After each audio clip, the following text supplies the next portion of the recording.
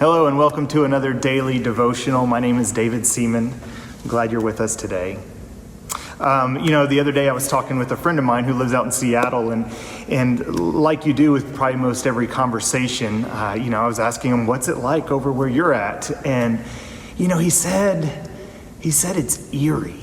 These stores are all boarded up, and the shelves at the grocery store are empty, and he said, you can actually walk down the middle of some of the busiest streets of Seattle because no one's driving. And he said it's almost apocalyptic. And I hear that word being used a lot nowadays to describe the times that we're living in. People are asking, what's going on here? Is this the end of the world?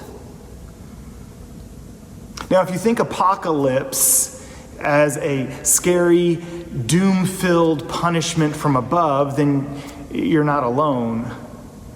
Originally, though, apocalyptic literature was not about some doom and gloom end of the world, but it's to proclaim a big, hope-filled idea that the doom and gloom and things that seem like the end are not the end. It's a word that talks about empires falling, tyrants may fade, systems fail, but God is still around doing something. In the Greek, the word apocalypse comes from two words. The word apo, which means away or from or after, and the word kalupto, which means to cover and conceal. So apocalypse originally meant to uncover, to reveal, to lay bare. It's a word that means to peel away and see what's underneath. So apocalypse isn't so much about an ending as it is a revealing.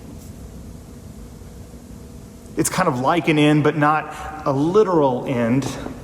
To quote the great philosophers REM, it's just the end of the world as we know it.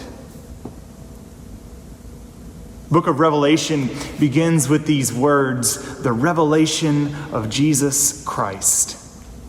And that word revelation is the word apocalypse, apocalypsis. In fact, up until the 1300s, this book was literally called the Apocalypse of Jesus Christ. It wasn't until later, I believe it's the Wycliffe's translation, that it was actually called Revelation. And this book gets a bad rap as, it's the book that talks about the cataclysmic end of the world. But no, it's about a revealing, an uncovering. See, John's imprisoned on this island of Patmos, and he's quarantined, if you will, off from the people that he loves. And his church is experiencing this enormous upheaval.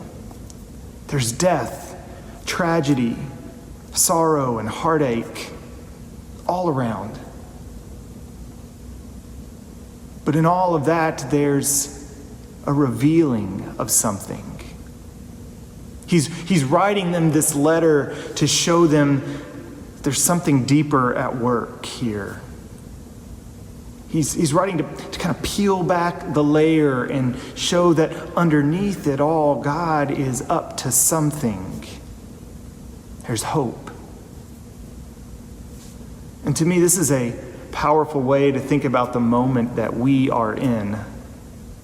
Because there's grief, there's sadness, there's rage, there's anger, the loss and the tension and the anxiety and the financial restraint. We have all these things swirling around. But then there's also this invitation to see what is being exposed here. What's being laid bare? What is being uncovered in this experience? In other words, what is true that has been true, but now it's being revealed in some way that it wasn't before. And that becomes a very different exercise. And so there's a couple of ways that I've seen this happen, but I just want to share one story with you. A couple of weeks ago, I was out walking with the girls in our neighborhood one evening, and then all of a sudden we could hear this sound. And at first I thought it was an ice cream truck, but as we turned the corner, we realized that the ringing that we heard wasn't from a truck. There was someone outside on their front porch ringing a bell. And it wasn't just one person. Pretty soon we could hear other people ringing bells. Some even sounded like they were blocks away. And this older gentleman was walking past us on the opposite direction, and we stopped him, and I asked him, what in the world is going on here? And he said, every night around this time, the neighborhood rings bells to show our appreciation for those healthcare workers, those essential workers who are battling on the front lines day in and day out. And I looked up to see these people outside of their houses, some ringing bells, some clinging glasses together, and others just shouting, "Thank you, thank you." And it was electric. These are neighbors who've organized themselves to say thank you to neighbors. And I was just so deeply moved by it all.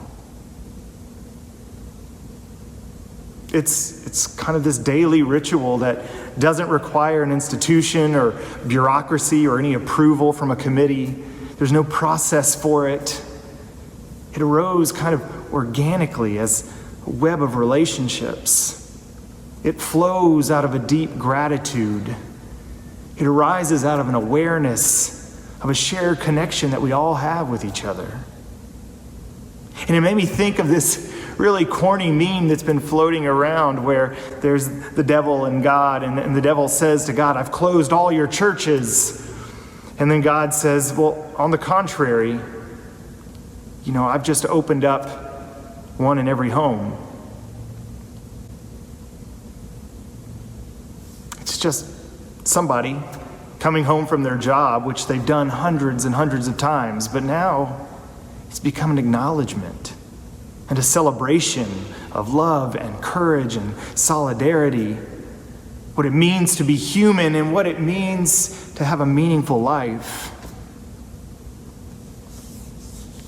The theologian Paul Tillich talks about the role of the church as the place that helps us experience the depth of our lives, the depth of our being.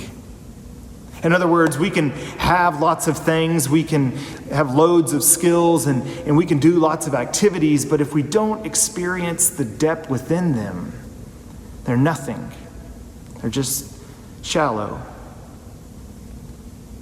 And what is happening here is a revealing of who we really are as people.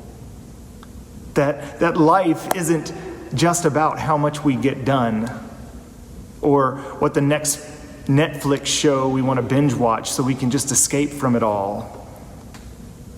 No, those neighbors, that connection, that love, that appreciation of others, all of that is who we are.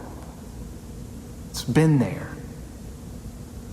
And we're experiencing the depth of our connection to one another, the depth of seeing one another. We know we no longer have to have all the answers, but we can embrace the mystery and unknowing. We can celebrate fractured and broken lives. And in a sense, for Tillich, that is where we find God. Not an escaping of the world, but rather peeling back the layer and seeing the mystery of the depth of the world. So today I invite you to ask yourselves, what's being uncovered here? What's being revealed here? Maybe you want to share in the comment section below, but what do I see now that I didn't used to see? Is there a hope here I didn't see before? My hope as we explore this apocalyptic time, that God will reveal to us the truth that has been there all along. Grace and peace.